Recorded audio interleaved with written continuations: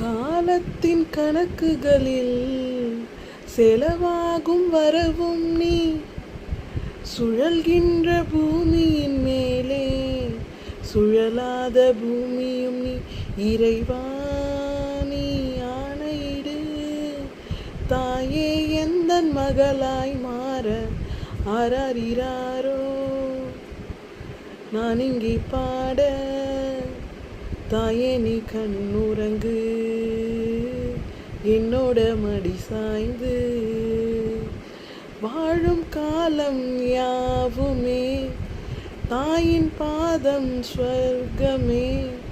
வேதம் நான்கும் சொன்னதே, அதை நான் அறிவேனே. அம்மா எனும் மந்திரமே அகிலம் யாவும் வாழ்கிறதே.